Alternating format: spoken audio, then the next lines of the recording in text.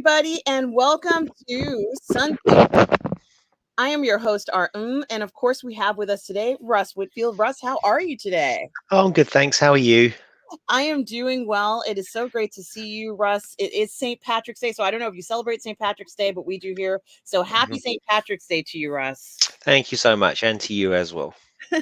Thank you. I just got mom into her St. Patrick's outfit. She's wearing her favorite outfit and she's shopping for St. Patrick's themed jewelry right now. But Mhm. yesterday she watched the parade here in New York and it was on I mean, it technically speaking the parade is only supposed to be 2 to 3 hours, but in actuality people march all day long on Fifth Avenue. So Mhm. watched every single minute of it. She watched the network version. She watched the bootleg versions of like people who were on the street, like boots on the ground people who were there. And she just enjoyed every minute of it. And she was like, I'm going to watch it again today. I was like, yeah, I guess I could put it on for you again today. So she might want to watch it again. And she's just enjoying herself. And her sister, my mother's sister lives in New Mexico. My Mhm. mom is talking to her now, and we didn't do any kind of like traditional cooking for the day, but my aunt did it, and my aunt is just talking to my mom about remembering St. Patrick's days of yesteryear and all that good stuff, Russ. So Mhm. mom is in her glory right now. She's enjoying herself. Um, yeah, so yeah, let's say hello to some of the people who are here, Russ. It's so great. Sweet. Um, yeah, let's do that. Dino Dinosaur is here, Russ. All right, Dina. How are you?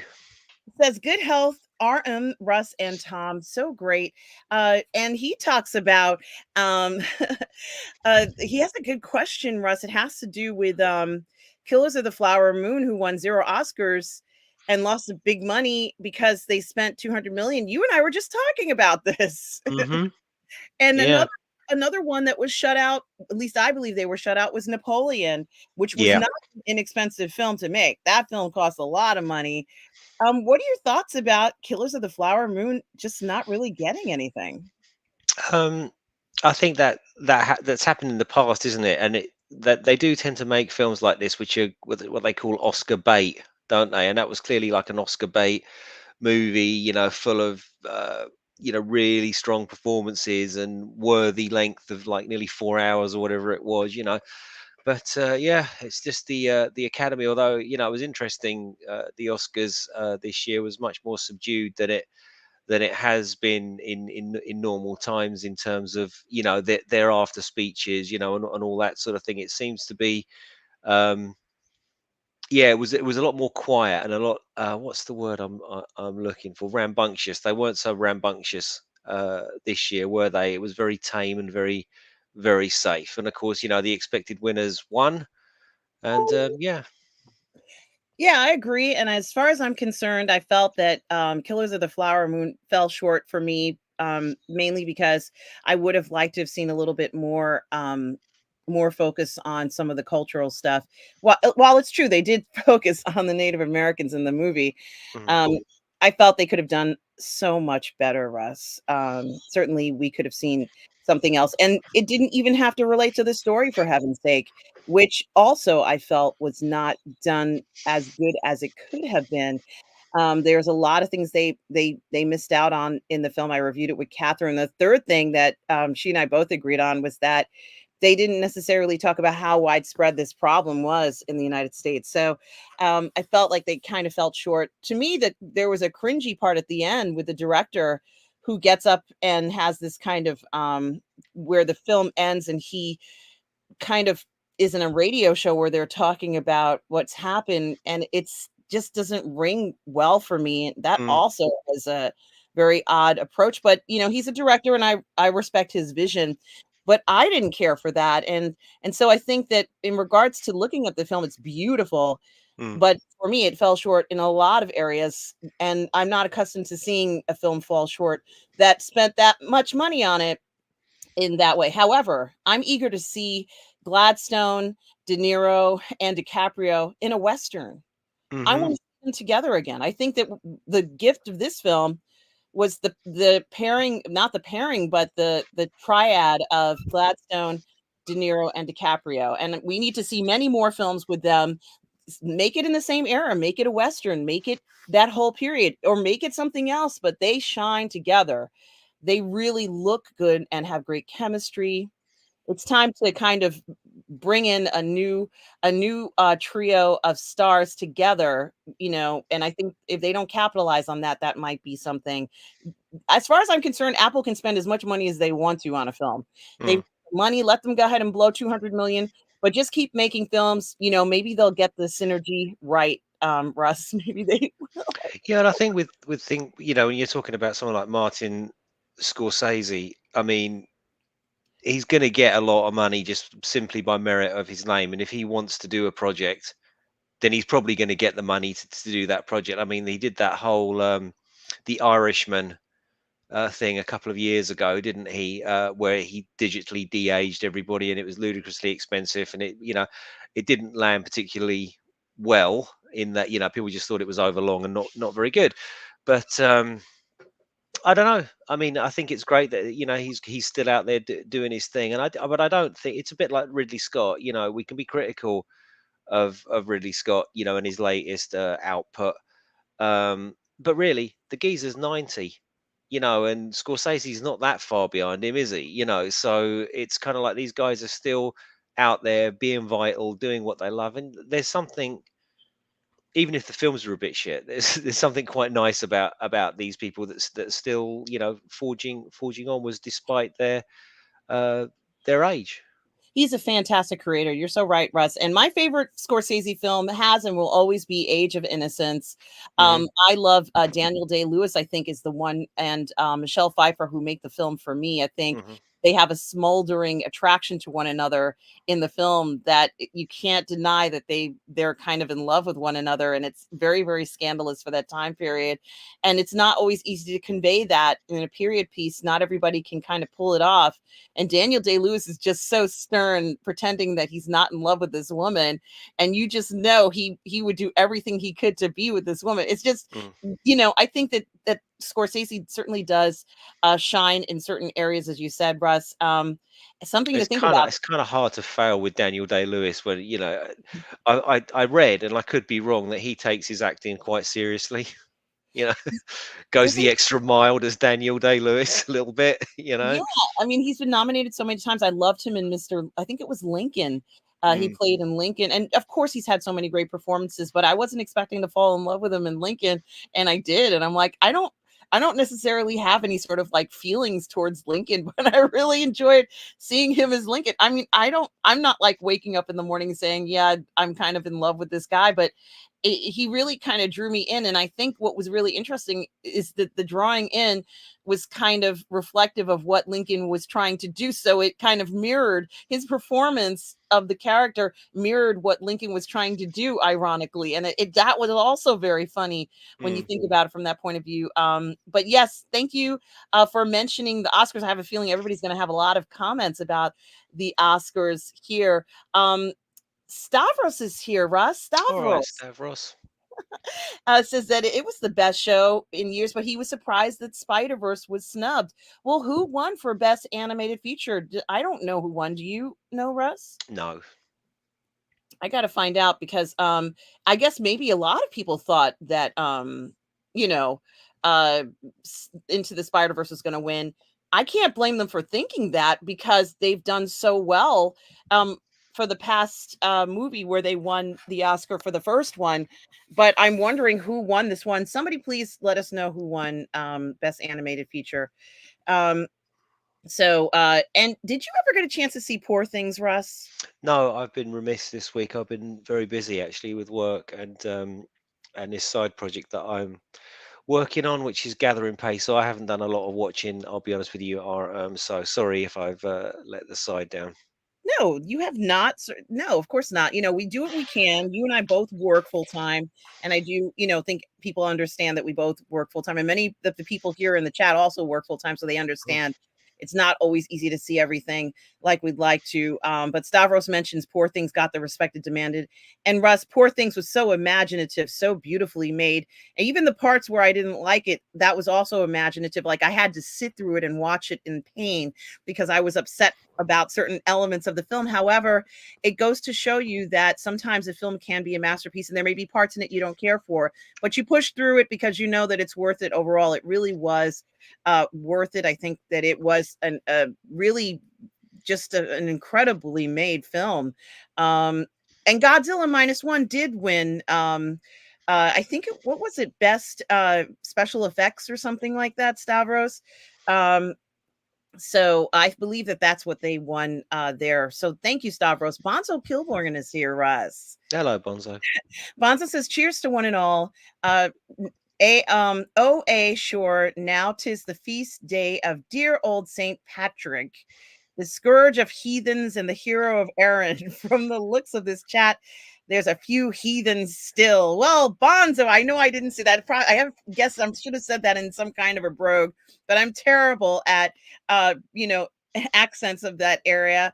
But it's certainly I love it. That is so sweet, Bonzo. Good that you are here. Mario Lopez is here. Hi, Mario. How are Hey, you? Mario, how are you? So glad to see you here. There, God, just so great to see you. Mario Lopez says, "Why green? Because it's traditional to wear the wearing of the green or orange at the very least on St. Patrick's Day. That's why." Ooh, I'm not sure about that, but yeah, you got to be a little bit careful with that this side of the pond, I think. Yeah, and we are not Irish. I am not Irish. My mother is not Irish. On my mother's side, we're British. So there is a dramatic difference between the two. I'm going to acknowledge that. However, I still go to the parade and I still celebrate, Hmm. here. So, yeah, this is a question that Darth Plato was asking. If you are Irish, yes.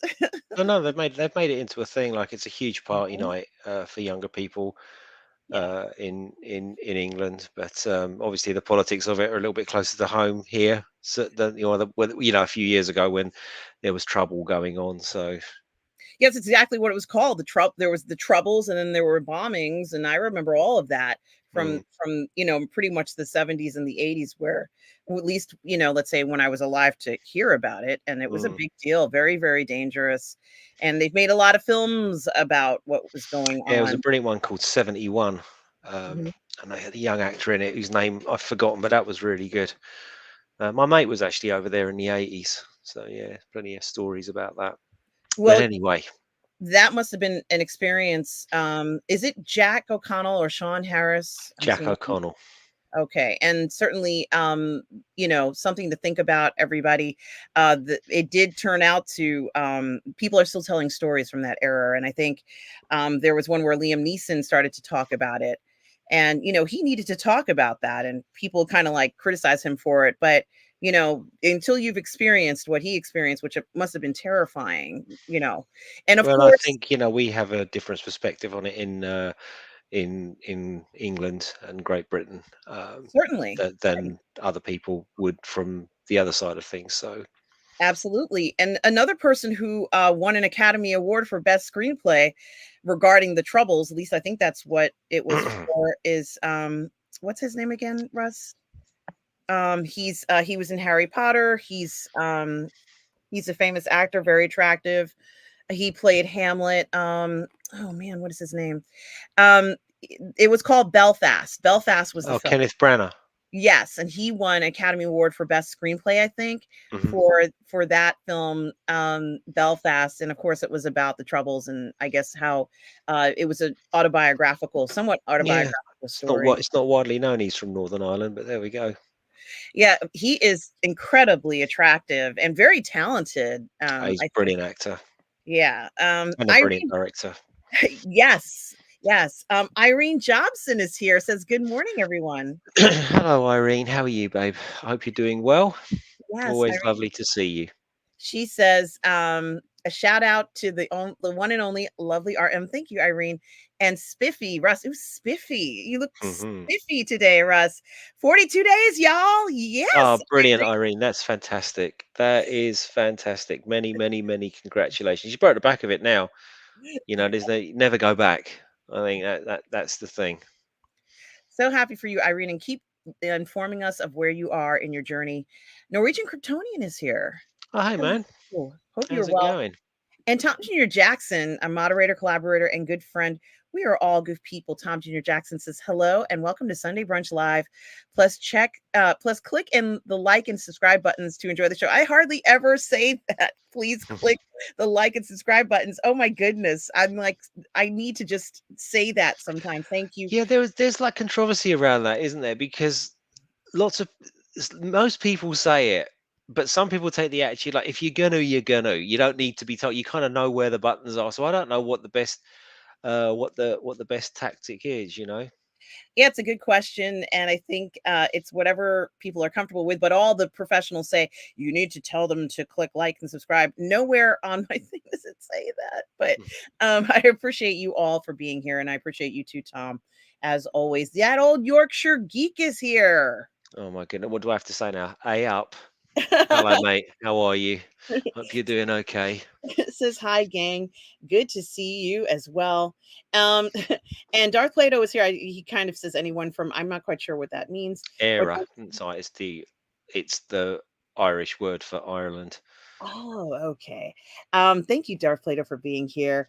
I am well, Bonzo. So glad that you are here. JH Edits, and thank you for the kind words, Bonzo, is here. JH Edits says, good morning, friends. That's a cheery avatar right there. Good morning. Who could not smile when they see that? That's the thing there. Yeah, I do like that. Marco says, hey, um, yeah, I wanted to see that film and my mother was too tired to see the film, but there is a film called The Society of Magical Negroes. And I'm like, I've got to see that. I got to see what this is. Yeah. Cuz I'm like anytime they have the word Negroes in the title of a film, I'm like I've got to go see that.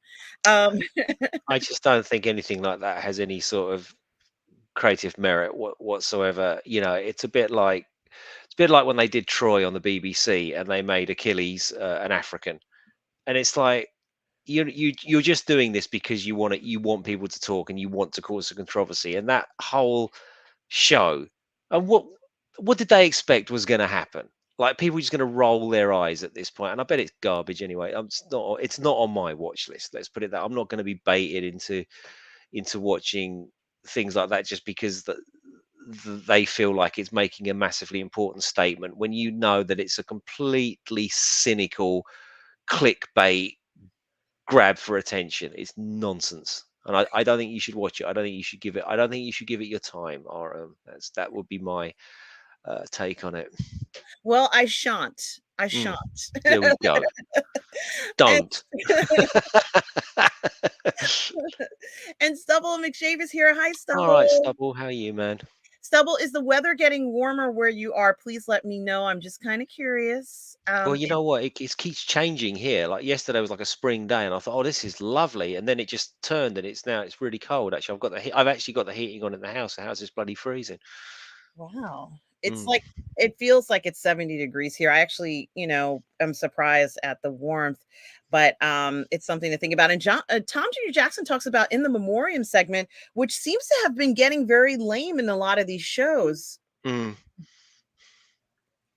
And I'm wondering why we're not getting these in memoriam segments that used to be very kind of well produced and honestly are necessary, but now it's almost we're not even quite sure whether we're going to get them anymore. Well, I don't know. Was I saying here last week that I think Hollywood is like to use a boxing analogy, is having a standing 8 count at the moment. I don't know if I said that, but it feels very much like in the past sort of, maybe 10, 15 years, it's decided to the industry as a whole has decided to go down this route of messaging and what and social engineering, whatever you want to call it.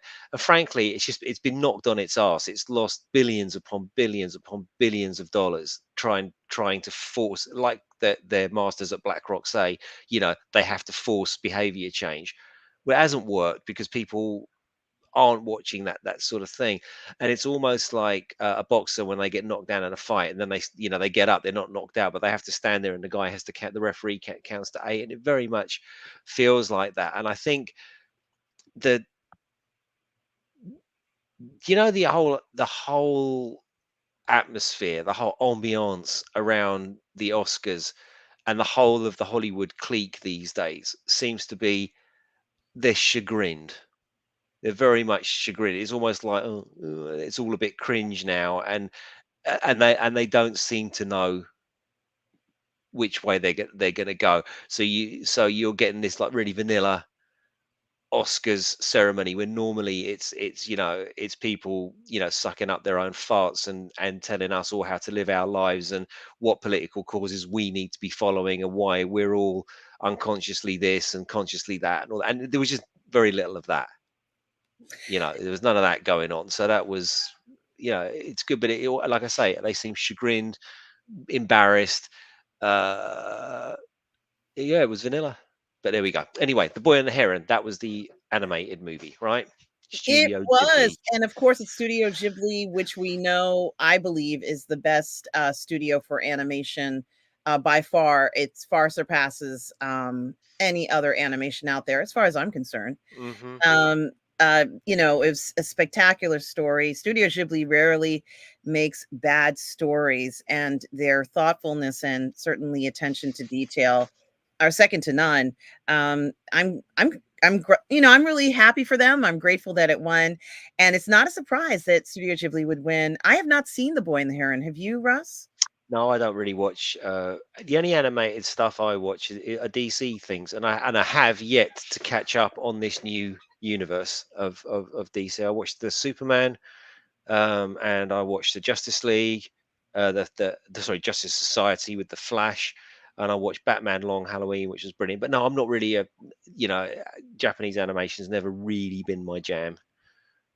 Yeah, and I was gonna say I do want to also mention that I've done a lot of watch parties of Japanese animation, and it is kind of funny. Like there's a lot of stuff in it that I'm not happy with, but I Mm. still watch it because it's such a it, like it's a full story. You get a full story, and there are Hmm. segments and meaningful parts to it. Not anything that I'm a fan of or is my favorite, but you can't deny the storytelling in it. And it's clear that a lot of the storytelling is based on culture. So it's important in their culture. And I get that. Like I'm not going to go ahead and say that's not important. It's important to Japanese culture, and Hmm. that's fine that it's important to Japanese culture. At least I think they're Japanese, but it's fine that it's important to their culture, and it's great that they're sharing that with us. But there are certain things that happen in the story that I don't like. I'm like, I'm not happy with that, and it's okay. Sometimes, as I said earlier, you can watch a movie, you may not be 100% happy with it, but the movie itself can be so outstanding that you can kind of, take certain things that you dislike with it and keep going. But Studio Ghibli is amazing. They always do a great job. They did something with Grogu. It was a little 5-minute thing. Mm. It wasn't very much, but I always thought that they were going to do a Grogu animated movie. I'm not quite sure what's going on, but whatever they make, even if it was with Grogu and I didn't like everything, I would still watch it. So, but they made a 5-minute Grogu movie, which I thought was it was like a little sweet. It's really meant for children. Hmm. Um, and I imagine some of these Studio Ghibli stories are kind of adult. They're not necessarily children based. All right, I said enough about that. A performing artist is here, There Russ. he is, the best looking man on the internet. Hello, mate. How are you? And certainly good to see you, a performing artist. Gary Bandro Sandwich Worthington is here. Says, "Top of the morning to you. Happy St. Patrick's all." All right, gal. How's it going? Good to see you as well. WA says, It's Wendy. "Nice. Hello, Oh, darling. I didn't know hi, she was tuning in Wendy. today. Hello. Ah, Wendy, happy St. Patrick's Day, Wendy. So good to see you here this morning. I hope you are doing well. It's such a pleasure for you to stop by and say hello. well, Uh, I'm going to be stopping by Wendy's on Tuesday. I fly out Tuesday morning, and I cannot wait. I'm going to be in Tennessee with my love, and I can't wait. I'm really excited. So, hello, Wendy. Thank you for tuning in, my love. It's so lovely to see you. I'm like, oh, yeah. oh, I love Hello. it. It is so wonderful. I love your love story, Russ. Hmm. Um, it is She's so the best. inspiring to me. It's got me right. She got me right in the feels. Right in the Aw, feels. aw. She's wonderful. Oh, I just love it. You're gonna have to write a story for us, because I want a good love story. Mhm. Um, Well, actually, that heavy metal thing that you just read, that was actually Wendy's idea, so mhm, it was I fantastic. You both do such great work together. I can't wait to see what you come up with going forward. I was telling Wendy, I was telling Russ how much I loved the script. You guys are fantastic. So I did just want to mention that. Um, thank you, Rita. you're welcome. Mario Lopez is here and says, Russ and RM, have you seen Dune Part 2?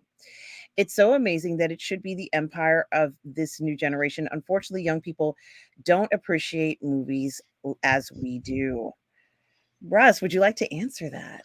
I've yet to see it, Mario. To be honest with you, I've been really busy. Me and Sam were supposed to go, but then she blew me out, and she went with her mate Richard because he came back from university. So, do you know, like, well, I didn't go and see it because I was waiting to go and see it with Sam, and then she's gone off and seen it with her.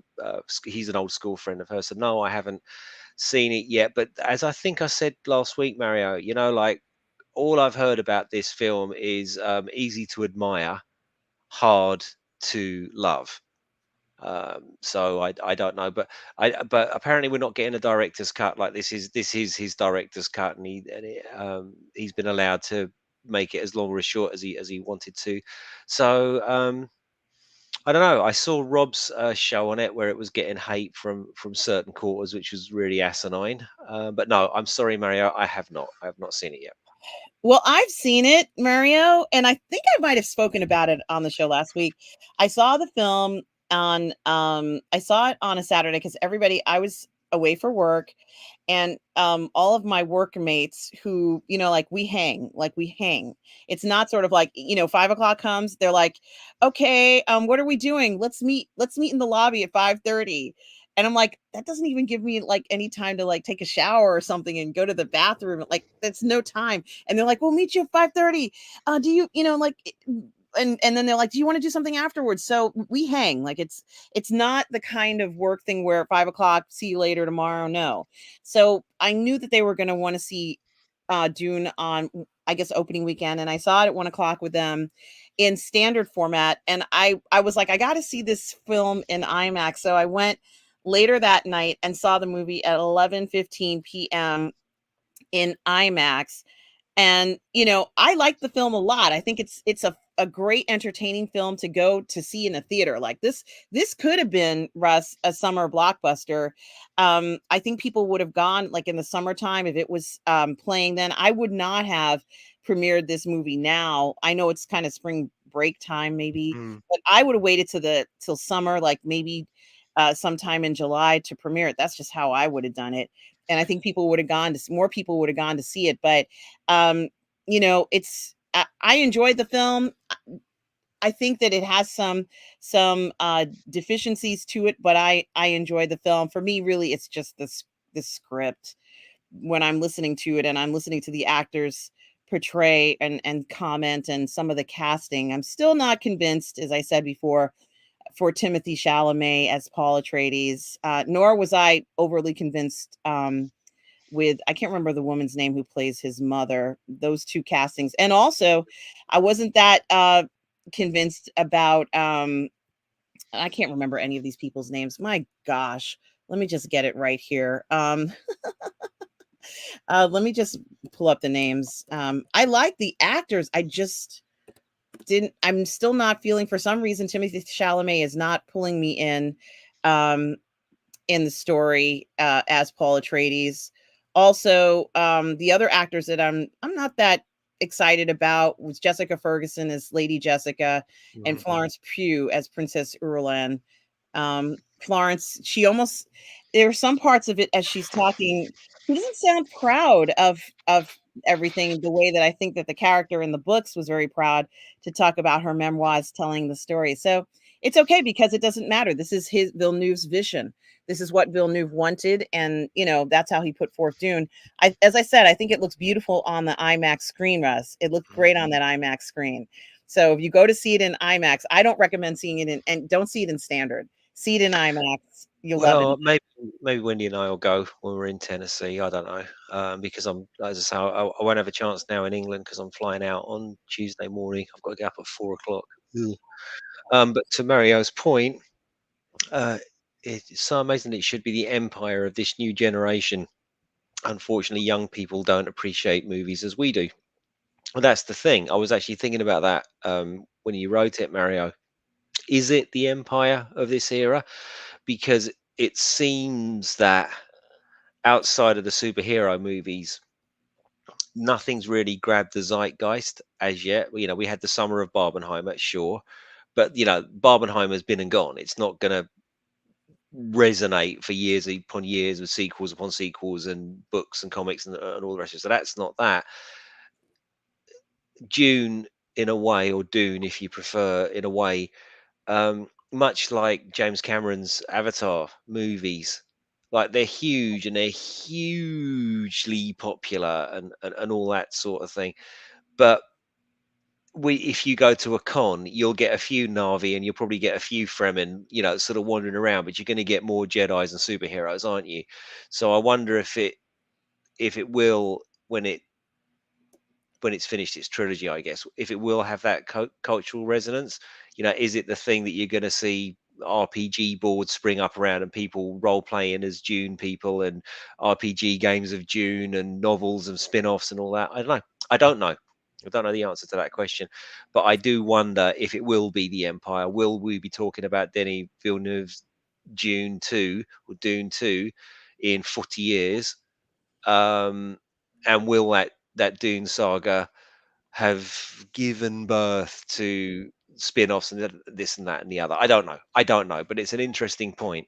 I think it was a tremendous undertaking. There's no doubt about that. I think it's undeniable that it was something that is a passion project to him, and he certainly, if anyone were to say, could he make that film? Yes, the answer is yes. He's capable of making a film of that magnitude, but it's also a difficult film to make.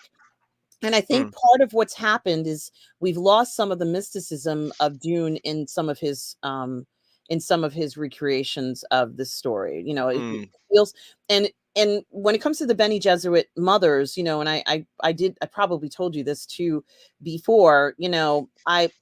I remember I was speaking to some, of course, I was on this work, mm, as I mm, told you mm, guys, I was with all my coworkers, and people were saying, "Well, this guy's bad and this guy's bad." And I said, "Are they bad?" I said, "Is anybody really bad in the story? Who's the person who is trying to manipulate everybody more than anybody else?" And it's the Benny Gesserits. mhm, So I was like, if you're going to call anybody bad, it's them, because they're trying to manipulate everybody and not just let the universe go its way. So, I'm like, if anything, I can understand one group wanting to rule this planet or rule the spice and stuff, but I think the Benny Gesserits also are, like, what is their ultimate goal? Are they trying to really help other people? Are they altruistic? No. So as far as maybe I'm they're concerned, just like the intergalactic version of the World Economic Forum, and they just want to control everything. yes, as far as I'm concerned, since they have incredible power, they have power over everybody almost with their abilities. If you're Benny Gesserit, Mm, then they're the ones who are kind of like, well, they allow the Harkonnens to exist and do whatever they want to do, or they allow. So I kind of rest a little bit of responsibility on them. That may not be true. That may not be what the authors intended, but that's my interpretation of it. mhm, So I kind of would have liked to have seen a little bit more um, pride in Florence Pugh's perception of her. She came across as she almost sounded like very whiny, and I never ever thought I would ever hear a Benny Gesserit woman sound whiny. The French girl who played the Benny Gesserit, what was her name? Russ, you know the one, the very attractive Sado, is her Sado? oh, Leah Sado. I think she's in it. I could be wrong. I think she plays a Benny Gesserit woman, and boy, was she haunting, man. I was scared of her. Yeah, it's Leah Sado.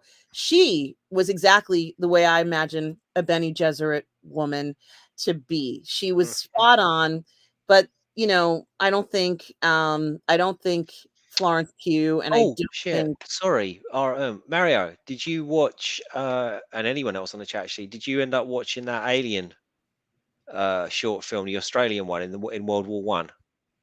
That just reminded me. Anyway, the to do. Sorry. It's Otherwise, I would okay. have forgot. Otherwise, I would have forgotten completely. It's okay. Um, So as far as I'm concerned, Rachel Ferguson and Florence Pugh could not capture those roles. However, Florence Pugh's having a great year being in the Oscar award winning Oppenheimer. hmm She her career is solid. She'll get many other roles, but I don't ever want to see her in Dune again. mm. And of course she's going to be in the next one if there's another one, and I'm going to have to listen to her, and she sounds very whiny to me as she's like, I just have never heard anyone in a Benny Gesserit be so whiny, Russ. Why did they should have told her, just like, you got to have pride in what you're saying and be very proud that you're a Benny Gesserit. She's almost ashamed to be reporting what's going on in a sense. And I Maybe wasn't, maybe that's her representation of her internal struggle, and it's just yeah. coming out as whiny. I don't know. I haven't seen it, so I can't really comment. Well, Stubble says, does the magical Negro movie have any connotation with the writing term? No. What is the writing term? I don't know. Do you know, Russ? No, it's not. It's not a writing term with which I am familiar. Yeah, I've never heard of that before. So let's see, going forward, what um what that's going to be about. Um oh, let's see. Norwegian Kryptonian says, short review of 2, it's an IMAX movie. Thank you. Thank Mm. you. Saw it in a normal theater, liked it but didn't love it. Yeah, you have to see it in IMAX. If you buy it and you watch it at home, mm-mm. Yeah, Russ, this is it. It's not going to be the same, is it? So no, you gotta see it in IMAX even more than the first one. It's beautiful in IMAX, and it's fun to watch. Even with its deficiencies, it's fun to watch in IMAX. I would like to go and see it in IMAX tonight if I could. That's how much, I liked seeing it in IMAX, and I think certain movies in IMAX, shine, and Dune does actually shine just alone in what he was able to put together. Um, Now, interestingly enough, and I think it was you who I was talking to, Russ, about the screenplay of Dune and how I didn't think it was very good screenplay.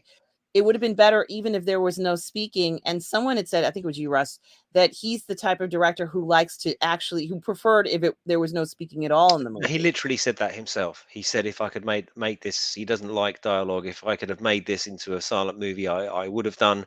I mean, obviously, he's not being 100%. He wants to make silent movies, but he's much more into the visuals. He's a visual storyteller. The guy's look, he's fantastic, man. And maybe he's not as financially successful as all that, even though he keeps getting hundreds of millions of dollars to make these movies. But this goes back to the author, the visionary conversation that Rob was having a couple of weeks ago. He's one of them. He's, He definitely is. yeah, it's like our Lord and Savior Zack Snyder. When you see a Zack Snyder, whether you think they're shit or not is by the by. When you see one, you know who's done it. You know it's him. And I think it's the sort of same with Villeneuve. They have these sort of dreamlike quality that seems to have carried across from Arrival through to um Blade Runner 2049, and now on through June. It's a definite. There's a definite, pipette with a little drop of Villeneuve in there. You can see it, you can taste it. Absolutely. I'd like to see what he could do outside of the science fiction genre, because there are a lot of stories that he could tell where there's not the pressure of this science fiction Oh wait, didn't he portrayal. do Sicario? Was that him? Yes. Yeah, Yes, yeah. Sicario's brilliant.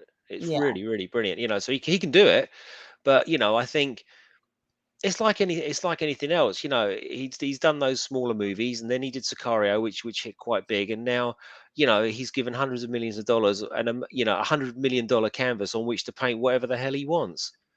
And who isn't gonna do that? And um, as I said before, easy to admire, hard to love. But you do kind of need worthy films as well, and especially worthy genre films, which you don't get a lot of. So we're talking about Killers of the Flower Moon. It's a worthy movie, and Dune, in its own way, is a worthy movie, and a very artistic. It's going to have artistic merit, but I can't comment, man. I haven't seen it, but I really want to get in there because I love Hans Zimmer. You see, so I'm kind of just sitting, so I can get the whoa sound effects and all You that will love stuff. it. You'll love it. I Yeah, know. I can't wait. this was a lot better. I think that his soundtrack I'm just trying, maybe just brought a lot of what's going on to life and the feeling of this. And in the notion of how do you describe a culture through music, I think Hans Zimmer does a wonderful interpretation of Mhm. that, and it's a special treat, Russ. See it in IMAX, see it with whatever the sound is. I don't know the sound, whether it's Dolby or whatever it's called. See it at the highest that you can. You won't regret it. In fact, I remember there was a scene where the entire theater was shaking, Russ. And Mm. I'm like, this is why we go to the movies. This is why we see films like this, to have that experience. In the end, it didn't matter all that other stuff that may not have been up to par. The cinematography and the music were absolutely spectacular. You're Well, gonna that's it. This is the thing, isn't it? So I wonder, you know, I'm sure it's brilliant, but is it all that in terms of story, acting, craft, the the soft power of the movie as opposed to, like, the as opposed to the hard power of its visuals and music and this sweeping vistas and all that, you know and almost from what I've heard about this movie, everyone says you have to see it in IMAX. And yeah, well, I think it was Norwegian Kryptonian said just now, yeah, yeah, it was all right in normal cinema, but mind blowing in IMAX. So it's almost, it's doing what it says on the tin, right? This is a film you have to see in the cinema. You cannot see this on home. Well, you can watch it on home movie or whatever, but you're not going to get the full experience of what the director's original intention was. and if you watch it on home cinema, it's like Land of the Lost. Hmm. But if you watch it in IMAX, it's gonna feel like Dune. So I do have to warn you that, Hmm. it's the level of screenplay diction in it reminds me of the same level as Land of, do you know what I'm talking about when I say Uh, Land of the Lost TV yeah, series? that's a '60s or '70s thing, was it? It reminds me a lot of that, and the level, with It's a bit Shaka. scathing, Aram. It reminds me a lot of Shaka, and, like, it has this odd feel to it. If you're talking about science fiction, Land of the Lost was a time traveling science fiction story, Yeah, right? yeah, yeah. So, ironically, there's a lot of it's supposed to be a sci-fi film. However, it falls a little short of the science fiction part. It's okay. I'm not saying that, I'm not knocking. I understand that this is what he wanted to do. So I accept that. Mm, However, it doesn't have that. The other interesting fact, and this is the last thing I'm going to say about Dune, because I'm sure I've said it before. When I went into the theater to see it, there was a group of people who were with us who didn't know anything about Dune at all. They didn't know, but they were like, "It's the blockbuster. You got to go see it." They're all together. It's just like 20 of us going to see this thing. mm, So I warned them. I said, there may be some parts that might be a little gross. I'm not a mean person. Like, if I go into a film and I know that there might be some eerie or odd things in it, I warn people. I'm like, let you know. I don't want mm. to see, you're going to see some shocking things, and like nobody told me I was going to see that. I knew nothing about it. So I warned them. So I was very surprised, Russ, after I gave them this warning, that there was nothing gross in the film. We didn't even see the time traveling dudes, those freaky Mm, creatures. I don't know what they're mhm. called, but they weren't. The navigator dudes. The navigator dudes, Yeah, creature things, and yeah. then their keepers and all that cool stuff. I was expecting to be grossed out by the Harkonnens, and I wasn't. And I realized, I said, it's very interesting because the notion of the original director who decides to make the Harkonnens seem pretty gross, it's a bias. For the Harkonnens, that's their normalcy. Mm, That's their normalcy. mm, So they're not grossed out by that stuff. And I kind of liked what Villeneuve did, because Villeneuve made their particular cultural differences feel very normal. And I'm like, this doesn't feel weird. Like, the Harkonnens are okay people. It's like they have desires and wishes to do whatever they want to in the universe, just like everybody else. But who's to say that someone is, right versus wrong? So I really liked that they did that. I liked the approach that they took with the Harkonnens, but there was nothing gross. Normally, you would expect to kind of be grossed out by some of the things in the story, but there was nothing gross in it. So I said he doesn't necessarily want to repeat. There's a fear of repetition when you remake a film like this, and mhm. he wanted to make his own vision of it, and I think he's accomplished that. If that's what he's trying to do, he certainly has made a statement. So I have to give him kudos for that. Stavros says Flower Moon was too long of a documentary. It did feel like a documentary, didn't it, Stavros? Um, Mikey Lito Live is here. Russ, Mikey Oh, hey, Lito. Mikey. How are you? I hope you are feeling great. Mikey Lito says, driving snakes into the sea with the Sunday brunch crowd. Happy Sunday, Russ, and everyone. Well, happy Sunday to you, Mikey Lito. And the Bosco scenario is here. Hey, Bosco, how are you? With a hand waving. Good to see you as well. Let's see what else is going on, Russ. You and I, a lot of guys have such great comments here. Old Yorkshire Geek talks about kids and young people, those under 35, are spoiled today as far as movies go, particularly in terms of visual effects. They complain about poor CGI. One half. No, one of two. Oh, a one of two. Oh, wait, where is it? Two of two, which generally looks amazing to me. I was raised on Ray Harryhausen and Doug McClure films and respect that movies are hard to create, even bad ones. Now, Russ, doesn't Oppenheimer, did they rely heavily on CGI in Oppenheimer? Well, I think they would have done for certain bits and pieces, but no, that's more of a worthy, pot boiler, and it? It's people talking and talking like really well. Like, you know, this is a stellar. This is one of the directors of our era. I know people say that he can get a little bit too much. Well, look, hey, talking of auteurs, he's another one, right? You know what you're doing. Oh, there's a time theme in here. Like we know what we're going to get with that. But yeah, old Yorkshire geek. I'm of the same. It looks like we're of the same vintage. I remember watching Ray Harryhausen stuff on the telly, and we went to see Clash of the Titans when it came out in the cinema, and that was brilliant, and all that stuff. Um, Kids are spoiled. Yeah, they are, and I think, um, especially since the end of the 90s, perhaps, so maybe the past 25, quarter century or whatever it is.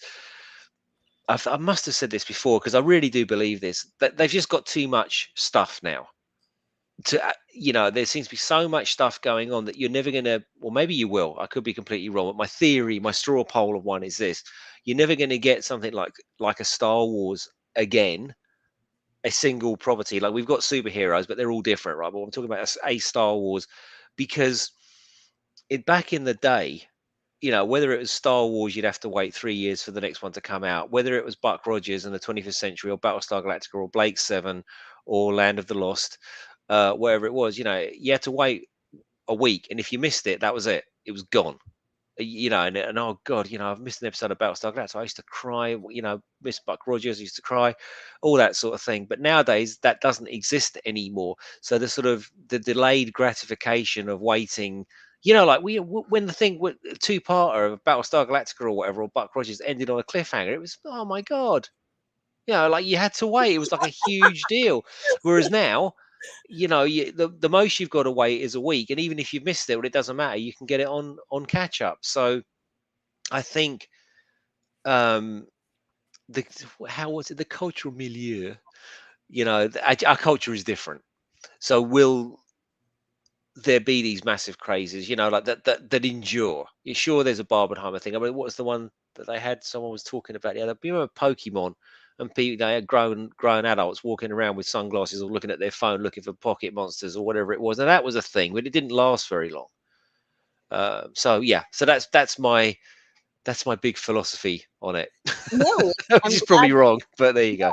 No, it's interesting to think about, and certainly there have been changes. And I was curious because I know in Oppenheimer they talked about doing certain effects, that were not CGI, and how they wanted to do Mhm. certain things. And I know Barbie is not everybody's favorite, but there were a lot of effects in that film too. And some of them we knew were fake, but we didn't care, at least for, let's say, the viewing public, because I wanted to see the cardboard box Barbie on the Barbie in the Barbie car, and I wanted to see, Barbie in space. Those were things that I was expecting to see, corny visualizations, Mm, very Harryhausen-esque mm, visualizations. And I needed to see that because it was just like in the pictures and advertisements growing up where they're like, you'd see Barbie doing all this stuff, and we knew it wasn't real, but we wanted to see the experience. So I think it is very interesting. And right before we get into talking about this, Bonzo makes a good point, because if they had changed it, which they did, and you saw something different, a lot of people were upset about that.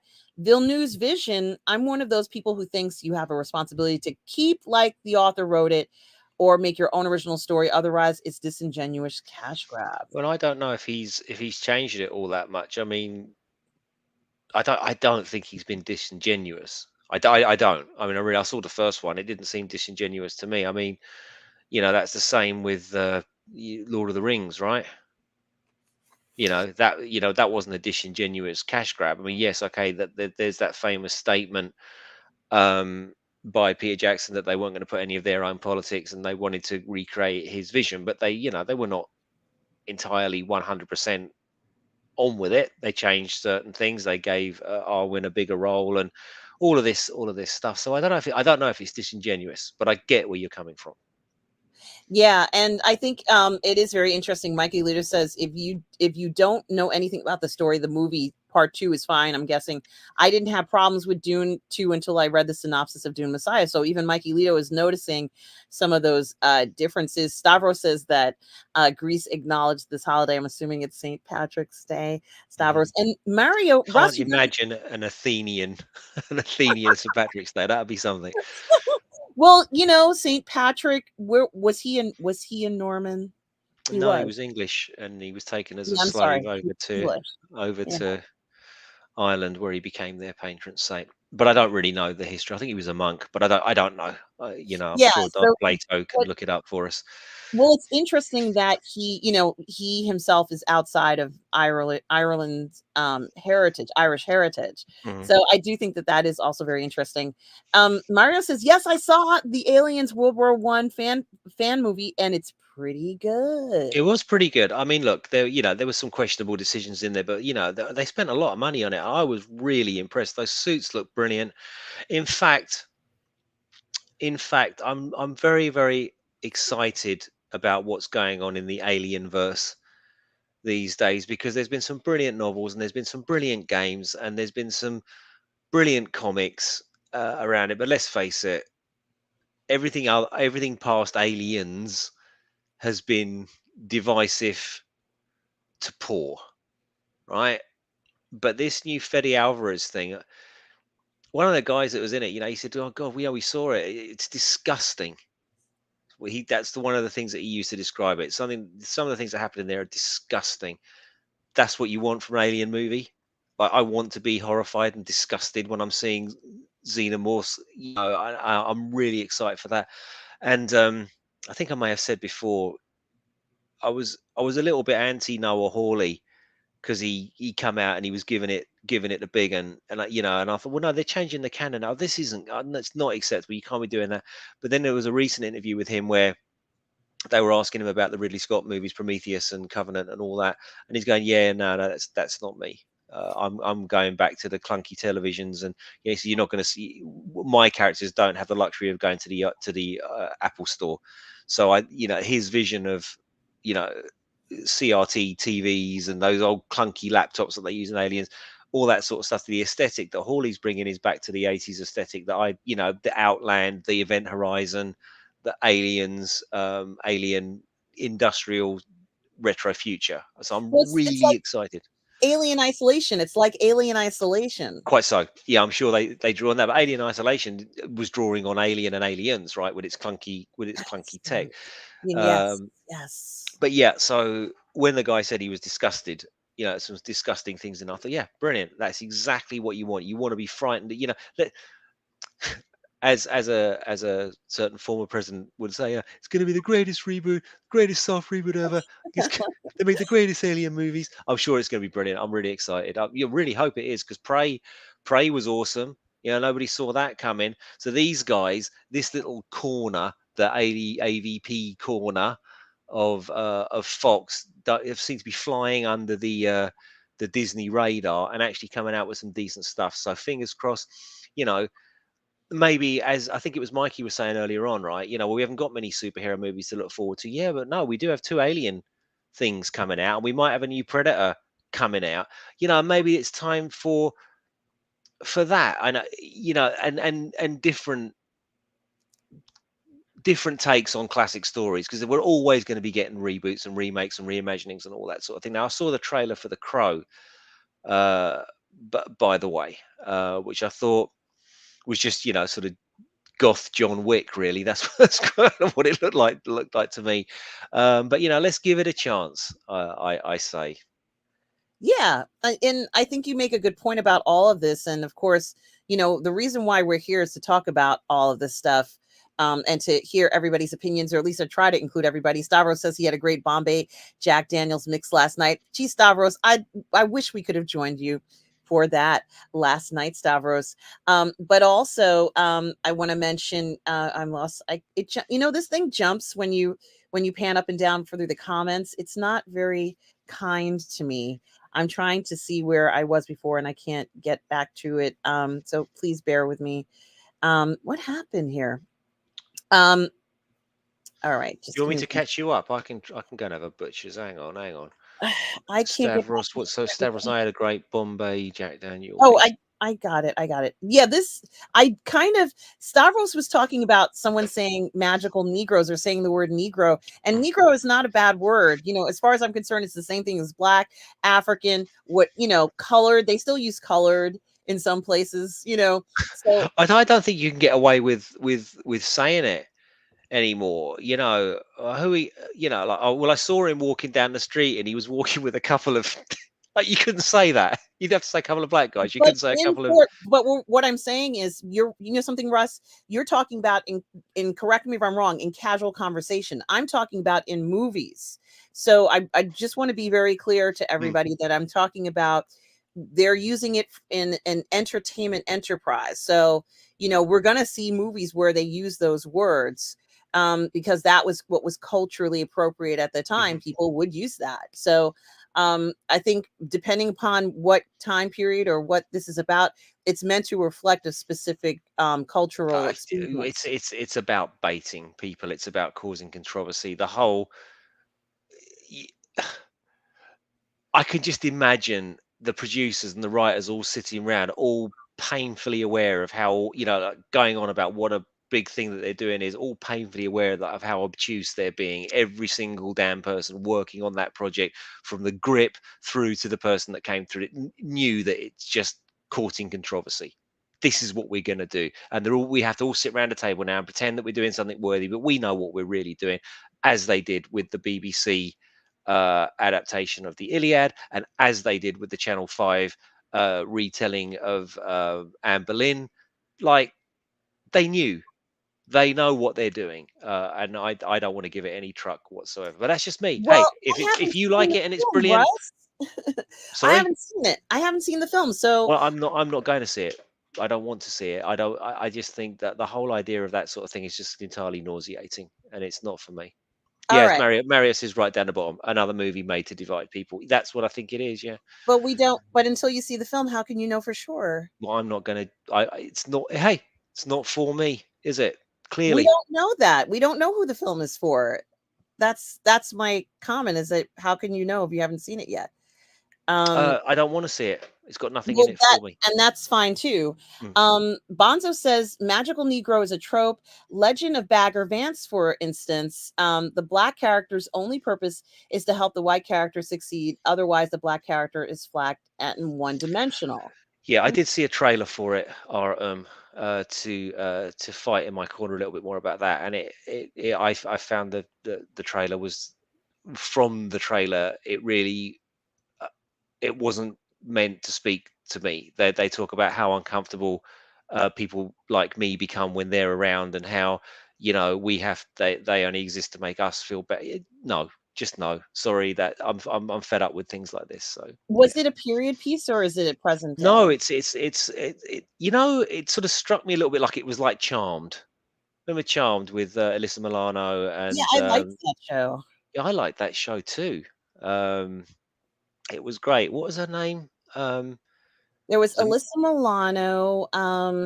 Shannon Doherty? That's who I was thinking of. And then Yes. she left, and then she was replaced by Rose McGowan, and I forget the name of the other girl. And of course, the other girl was the main one. She was the one that stayed through for the whole series, and I've completely forgotten her name. But anyway, it struck me a little bit like that. It had that sort of lighting. Holly Marie Combs. Thank you, Irene.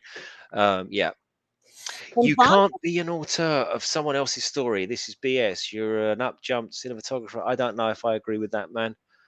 yes, Um, that's something to think about. Bonzo, thank you for sharing your thoughts. And I'm glad that you guys are sharing, your opinions and stuff in here. Stubble says the writing term is when you include, for example, a black man and make that person awesome in every way. But that's the only such character that's in the movie. Examples: Bruce Almighty and Green Mile. Hmm. Oh, okay. Well, So I thought yes, so it's a trope. I see. I didn't know this. Thank you, I Stubble. didn't know either. I had no idea. So, thank you, Stubble, for letting us know. Hmm. And I feel educated. Thank you, Stubble. Stavros says, with the passing of Akira Toriyama, who, oh goodness gracious, who was all your manga author inspiration and idols? This is a good question. Who's your favorite manga authors? I don't follow it, mate. I'm sorry, Stavros. It's just not my. I've never been into it, and I was around when it first started coming over, and everyone had the videotape of Akira and all that. And I remember watching it, and I just thought, not really for me. Maybe I was too young. I just didn't appreciate it.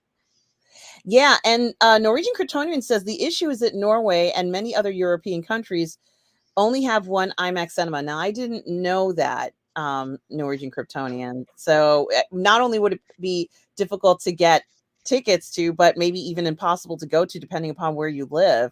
That's quite a restraint in when it comes to the movie experience, especially for a film that's specifically filmed Mm. for that presentation. Jin Korea is here. Hi, Jin. And he's How got are that you? also. I love his avatar. It's so cool. Hello. Sure hope you are well. Haven't seen you for a while, but just really good to see you. Nathan, hi Nathan. How are you? Nathan says, I think Oppenheimer is lucky Dune 2 didn't come out in November as normally planned. The Oscar race would have been different otherwise. Good morning to you, RM and Russell. Good morning, Hey, Nathan. Nathan. Hope you are well. Yeah, Russ, you and I were talking a little bit before this, and I think it is really interesting. And I also want to say hello to Dr. Sleep, who's here. Hi, Dr. Sleep. Read some of the spoilers for Alien Romulus Well, on please don't stay because I don't want to know. I do know one spoiler though, but it's not really a spoiler actually. Yeah, I don't know anything about it, so I'm not going to read it. Brogu is here. Hey, Brogu. Hey, Brogu. Hello, RM. Hello, Russ. Hope you're having a great day. I am having a great day. Tell your brother Grogu I said hello. Brogu, so Mm, good to see you. Now, this is kind of leading into something that you and I want to talk about, which is Shogun, Russ. And mm, I was actually watched Shogun episode 4 because you and I were talking, and you were talking about episode 4, and I said, "Well, I haven't seen episode 4," and I was like, "I have about an hour. Maybe I can go ahead and watch, episode 4." mm, So I did. I went and watched episode 4 of Shogun, very quickly, mind you, before the show started. I had exactly an hour, and I watched it, and I can't get over how you were right, Russ. We, past episode 3, which was incredible. mm. I was watching episode 4, and that was even more incredible. And I wasn't expecting that, but it was incredible. And yeah, this is I really love this series. Dark Plato says Shogun is a good example of the 80 series, is a good adaptation of the book. 2024 not so much, but the 2024 version, although different, is still a great series. um yeah, that's interesting. I never read the book, so I don't know anything about the adaptation, but boy, it is an astounding series, Russ. I Mm. can't stop thinking about this last episode. That was so badass. So if any of you out there are not watching Shogun, you really need to, because it has everything, Russ. Yeah, it's the best thing I've seen on TV for a long, long, long time. I mean, yeah, I loved the terminal list. That was a big one for me. But this is just something, and wow, what a great line! It just got the best line ever. I was drinking tea, I was watching it, and I honestly nearly spat my tea out because Blackthorn. I love Cosmo Jarvis's grumpy bastard Blackthorn, like where he talks, oh fucking hell, and he really is like this kind of grumpy English bastard. And when he's forced to sort of like bow to Omi, because he's showing respect, and he says to him, "You milk driveling fuck smear." just thought, who thought of that? You milk dribbling fuck smear. That is an insult for the ages, and I'm going to steal it. Yeah, and we're seeing some incredible things as this whole thing is going through. We're seeing incredible character development, and we're also seeing incredible writing in the show, and it's so refreshing to see things that make a little bit more sense Hmm. in the context that we're seeing it in, and for relationships to pan out the way that we're expecting them to pan out, and certainly challenging. This is an era of challenges, not that, they imply, at least they imply that there was peace and you got these five guys ruling, and now there isn't going to be peace. So, if by now, I guess in episode 4 you've accepted that there's going to be great battles and a lot of deaths and people are going to, die through this, that's the expectation. Well, I have to say this show hasn't been particularly violent, but I did like the effect that the canon had in this show. I thought that was really really brilliant. Um, but yeah, it was. I was impressed with what little we saw. It was kind of horrific in a way, actually. So it looks like there's going to be no holds barred when it comes to it, but they seem to be employing a good deal of restraint with it. So when you get something happen that is bloody, you're going to get it with both barrels, I guess. Yeah, absolutely. Russ, and I think this is a show that's always going to capture your attention. So, despite what's going on, even in pauses, and even, when the lead character is often saying, "What's happening?" Like we hear him say this all the time. Yeah. What's happening? What's happening? And, I think in some parts of the last episode where the lady who's his companion says, don't interfere, stay here." Mm. And I love what we're seeing. We're seeing, thinking on your toes, improvisation. He didn't know what he was going to show the men, and he certainly did mention that he felt personally he's a guy who's on a boat. He's accustomed to fighting while he's on a boat, but adapted, realized the value of what he had and what he could show them. They were, I'm assuming, and I'm not sure whether this is really true to the book. They were unaware of the potential and the accuracy that could be displayed using this tool, this new weapon, and we even see, a woman with a gun. This is so much fun, Russ. I didn't think I was going to even see any of this stuff. That's one thing, actually, that relationship now that's, obviously we've all seen the first one and we know what kind of happens with it, but the relationship that's developing between Blackthorn and now his consort that's been given to him that he doesn't particularly want and she doesn't particularly want to be his consort, but it's really sweet and it's really well done. It's really well done. Um, yeah, this is a sumptuous show. I, that whole scene when Toranaga arrives at Anjiro, and there's all those people there, and they're all, "Toranaga-sama! Yeah, Toranaga-sama! Yeah," all that. It was brilliant. It was absolutely brilliant. I loved it. I'm all over it. Yes, and Mikey Lito, I just wanted to mention to you, Mikey Lito, um, if you come out to Lynbrook, let me know, because Lynbrook is the theater that I go to, the Regal at Lynbrook. So if you go out to Lynbrook to see that film, please hit me up on the phone. Contact me, please. Call me, and let me know you're going to see it, because I can meet you at the Lynbrook, because the Lynbrook is my go-to Regal, and they do have adult beverages. We can have an adult beverage. Sit down, relax, enjoy it. Let me know if you want to come all the way out. I know you're all the way out near Deer Park, but if you ever make it out here to where I'm at, near Long Beach and Lynbrook area, please let me know. Um, you said you want to see it because of the title. I didn't want to see it because of the title, but I looked at the cast and I thought it'd be interesting to see what this cast could do. Kind of like American Fiction, which, I don't know if you follow American Fiction or are a fan of it. They did win. I think American Fiction won Best Adapted Screenplay for the Academy Awards. I could be wrong, but Jeffrey Wright was fantastic in that, Mike Alito. I wasn't sure if you saw it. I wasn't sure if it was a movie like that one. So you never know from the title what it's going to be like. And a performing artist saw Blood Lies Bleeding. It was everything great. Excited for The Late Night with the Devil coming next week. The first Omen and Sydney Sweeney film Immaculate lately. It's an embarrassment of riches. Wow. Yeah, I haven't heard of Blood Lies Bleeding, actually. all late night with the devil. To be fair, but you know what?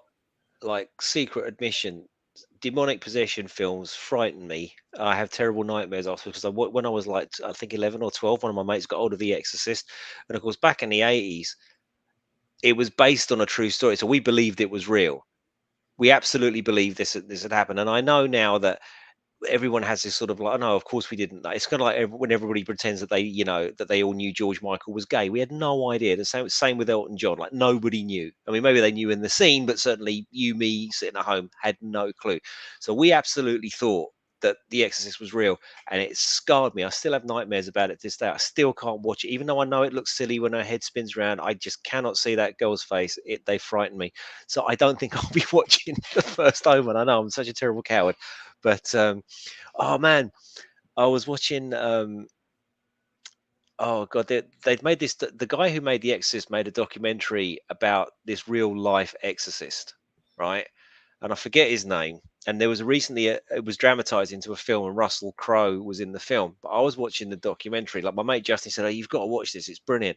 So I started watching it, and then the stuff started happening. And I swear to God, the temperature in my front room, like literally, just dropped when I was watching this as the bad things were happening, and I just thought, you know what are you doing? Like, just turn this off. So I turned it off.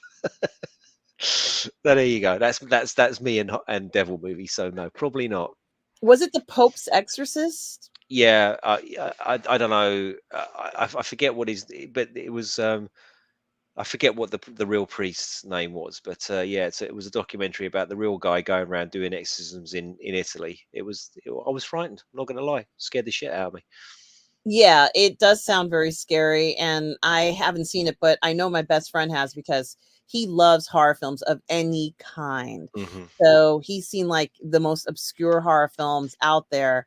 And You know if what? Oh, sorry. no, it's Carry on. okay. So if I'm sure he's seen all of these. I'm gonna have to ask him of performing artists about them because I know he's seen them. And I also right before I get to your super chat, Rod Thunderheart, um Michael Lita says, I'm still up in the air about American Fiction. I have to watch it a second time before I rate it. I liked it, but I'm on the fence about parts of it. Interesting. Michaelito, we should discuss that in detail. Thank you so much, Rod Thunderheart, for $2 Canadian, says the crow. Quote, I'll waste no time watching it, end quote. Guys, hello to Rob Thunderheart. Hi, Hey, Rob. Rod. As you guys know, Rod Thunderheart has his book coming out, See Through Love. So, guys, please do support Rod, and certainly go, support the community. A performing artist says, The Exorcist is my favorite. And Irene says, my son's name is Damien. Yeah, that's a cool name. That's It a is cool a name. cool name. But I do think that is very interesting, something to think about. Um, that old Yorkshire geek also says watch the final episode of Masters in the Air. Now that was a great series in my humble opinion. I'm so glad you enjoyed that old Yorkshire geek. And I also want to thank Rod Thunderheart for the other super chat he put in.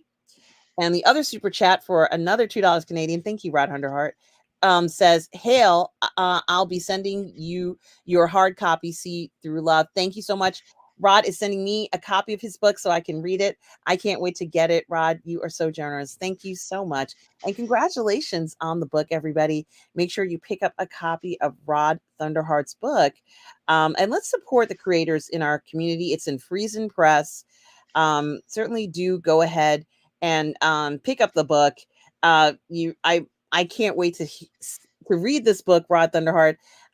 You've been for so many years you've been talking about the book, or maybe it's been a year you've been talking about the book and working on different parts of it. So it's wonderful to see you at this point where we can pick up the book for ourselves. It should be very interesting.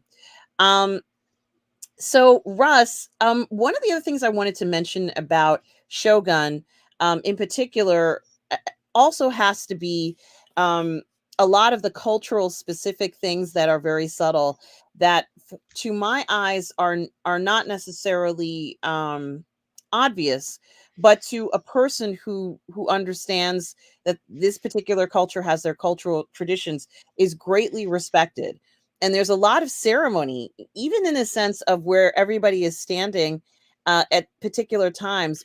It almost feels like in order to be present, you have to stand in this position or in this area. Have you noticed that throughout the Shogun I series? have noticed it, and I think they address it as well, don't they? When Mariko's talking to Blackthorn, and she's saying, like with all of our stuff that we do and our bows and all that, she says, you'll never really know what we're thinking. We can be quite distant in our minds and yet appear to be fully engaged. She talks about that, But here's the thing: it's not like it's ancient Greece or ancient Rome where I can sit there and say, his sandals are wrong.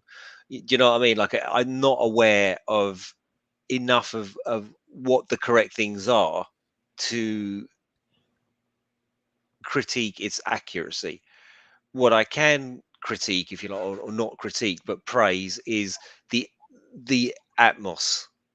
That they're going for a certain vibe with it, and you mentioned it, so it's coming across that this is specific and this is what they do. So even if it's not right, it still works for the drama that they're showing there. I think. It certainly does work, and it feels quite real. I think that this does not it feels as if we stepped back in time and we're living in this era, which I Mm. also find very enjoyable. And one of the most enjoyable scenes, there is a love scene in this. We do get to see the lead man practically naked. I'm sorry, but that was very enjoyable for me to see him naked. It was enjoyable, the love scene that he had in the story, the sort of like what woman wouldn't want to go to a guy's room late at night, Russ? Um Depends on the guy, I imagine. well, I think a guy that she wants to make love to, let's put it that way. There's a gimme a man after midnight. Never a truer song was sung. Well, this is it. Russ. I did want to touch on that though. This is quite interesting the way that they handled that scenario in this adaptation compared to the way that they handled it in the 80s adaptation. It was much more subtle, and there was a sense of fun about this scene, the aftermath of this scene with Grumpy Blackthorn than there was with Richard Chamberlain Blackthorn. It was different, and I liked it. I liked how they handled that. Yeah, because it's the middle of the night and, he's in a deep sleep and, some gentle hand, some lovely woman lays her gentle hand on your shoulder and it's on, right? Like it's on, it's totally on. And I think that I'm not going to say he definitely was very careful when he talked about not wanting to indulge in that. And to be honest with you, it's quite clear that the majority of his focus is to getting out of there. And I think that it's great that we have a character who seems quite focused on this. There's never at any moment do we feel that that isn't his primary goal. He wants to go home, right, Russ? And so No, he's sorry, yeah. yeah, at no point should we be left where we're thinking, yeah, maybe he's enjoying this and he's so comfortable that he feels he can stay. That would kind of like be bad, I think, in this instance. And I'm not going to say that the Richard Chamberlain character gave us that intention. It's just in this particular case, this character seems quite determined, a little bit more determined, and maybe we're seeing a little bit more of his emotional state of, like, I thought I was going to get on my boat, and now that's effed up, Mm. and he has to kind of like push through this. He's literally like, how am I going to get on? I almost even thought he was going to get on the boat again, Russ, because of the cannons, but I had forgotten that they took them off of the boat, right, Russ? Yeah, well, whether they took him off this episode or last episode, but I just wanted to touch back on. I wasn't talking about the actual scene itself. I was talking about the scene afterwards, where and he's sitting there with Mariko and Fuji, and he's going, "Oh, you have a nice day. I like the rain and all that." And Mariko says, "Oh, you seem pretty pleased with yourself," and he's going, "Well, I think we had quite a good night, didn't we?" And she said, "Oh, I'm glad you found the courtesan we got for you, up to scratch kind of thing." And he said, "Courtesan?" She's like, "Yeah, yeah, yeah, the courtesan." And they all sit there and they all look at each other and then they just all smile and have their tea. So everyone knows what's gone on. No, but no one's saying. And that little scene there is kind of emblematic, if you like, of the whole thing that she was saying to him earlier on, like we can be somewhere and we can appear to be present and we're not present. So basically everybody, Fuji knows, Mariko knows, Blackthorn knows it's her. But as far as everyone's concerned, no, it was a courtesan. Oh, great. Okay, cool. Then it's a courtesan. Brilliant. And everyone was kind of happy with that. I just love that little sequence. And I love um the little relationship that's going on between those three. I think it's great. It's really sweet. And it's a nice sort of counterbalance to all the sort of scheming and conniving and rigidity. When there's a lot of scenes like that. There's also a scene between Omi and Naga, Toranaga's son, and they're the sort of young bucks, and he's going, "Oh, I'm just sick of listening to my father." He always says, never start anything, always wait for your enemy to make a mistake. But I want to do something. He's got to that stage now where he's bucking against his father's authority, and he wants to be seen as the man of action and the guy that can do. And of course, his actions, and he does do something towards the end of the show. Now, whether that's pre-planned by Toranaga or not, or whether it's Nagasama going off, and is it Naga? I think it is. Anyway, his Toranaga son going off and doing his own thing, half cocked. We will find out. And this is what's killing me about this show. It's like I really want to binge it, and it's just making me wait. What is Bonzo saying? No way Blackthorn says no to the consort. She's hot and he's been on a ship with a bunch of dudes for a year or two. Might believe a man can fly, but I do not believe a man can have stay. Yeah, I don't think it was the consort. I think that's kind of the point of that scene afterwards, where it's a sort of like a tacit admission that, oh, we're going with the consort line, are we? Okay, Mariko, well then the consort was brilliant. Thanks so much. Yeah. That He seems to didn't be want what to it sleep is. with a stranger. That's what it was about. Excuse He me? didn't he didn't want to sleep with a stranger. Correct, yeah. And that's fine. Like, we all have our preferences. And I think that was very interesting because he wasn't saying that he didn't want to sleep with somebody. He said, I don't want to sleep with that particular type of person. Hmm. Because essentially, I don't know whether he's equating that to being like a prostitute. Like, we don't know how he equates, or how he's interpreting some of this stuff.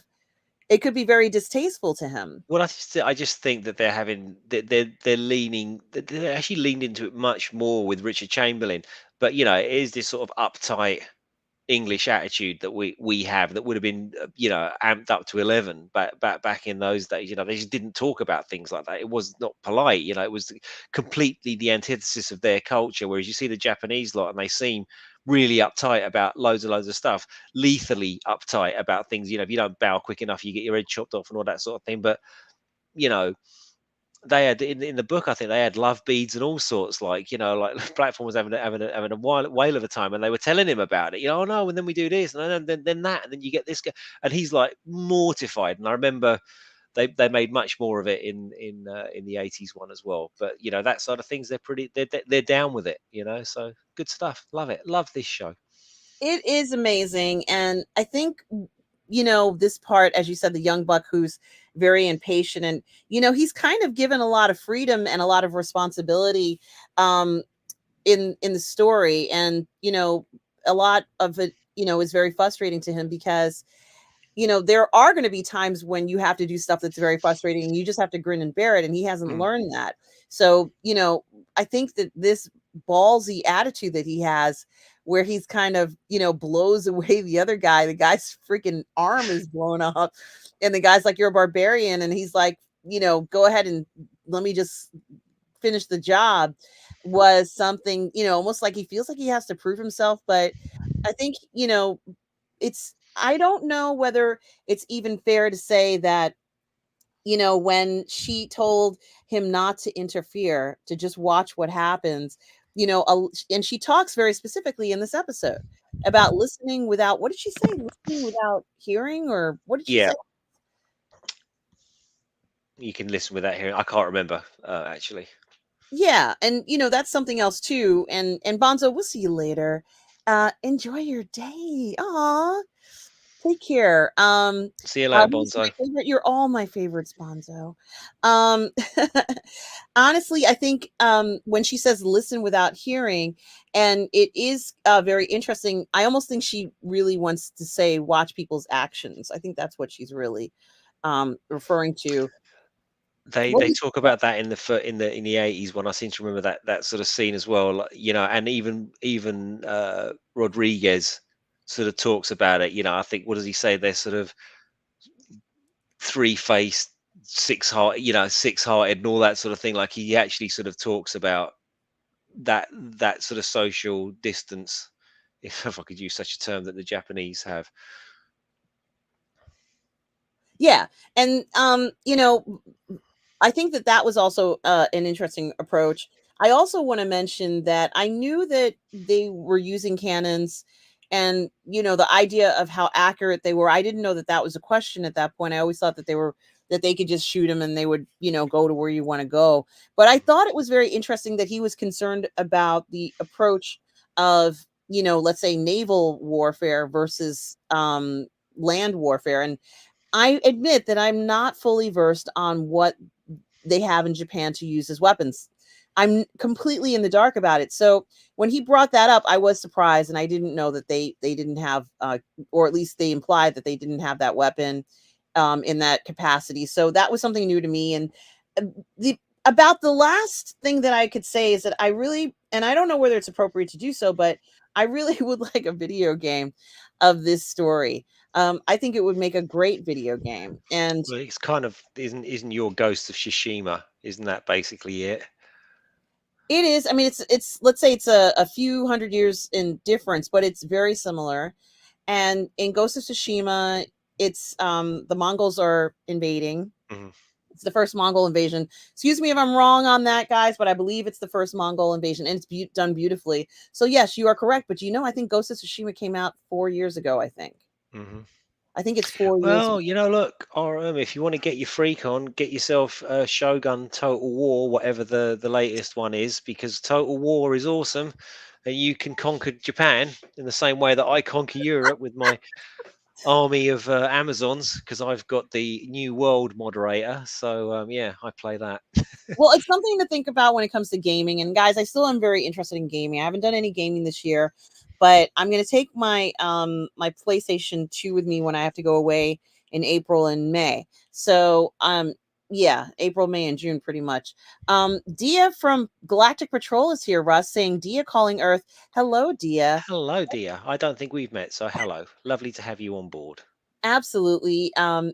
Just so enjoying that you being here, and welcome.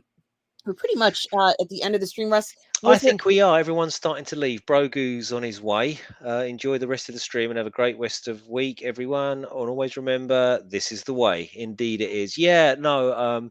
I think we can draw it to a close there. Actually, our room. We lost Bonzo, and Joe Tyson didn't even show up. So we've been killing time for like nearly an hour and a half now. No Big Joe. I reckon that's it. We can stop it there. well, I want to thank everybody for being here today. Of course, Russ. I'm always grateful that you come to do the show with me. Russ, where can Only a people pleasure. and guys, don't forget Rod Thunderheart's book. You can find it here on Frisian Press. It's See Through Love. And Rod Thunderheart, thank you so much for the $4 super chats. I so appreciate it. Russ, where can people find you? Well, normally here, or you can email me at contact@russellwhitfield.com. But you guys know where to find me. More importantly, where can they find you, RM? Guys, you can always find me here on Positive Fandom. Sometimes you can find me on the Burnettwork. And of course, you can find me on Roman Empire Matters. I want to thank everybody for being here today. It's such a pleasure to see you all and talking about what's going on in entertainment. There's a lot more coming up this year, and I'm excited to talk about it. So I want to thank everybody. I want to thank Tom Jr. Jackson, my moderator, collaborator, and good friend. We are all good people for being here. Mikey Lito, if you go to see that film in Lynbrook, please let me know. I will meet you there and we can see it. I hope everybody has a great St. Patrick's Day. Um, it is so great to see you all. And guys, do check out Tom Jr. Jackson's YouTube channel here on YouTube. Also support him if you don't mind. Thank you all for watching Sunday Brunch.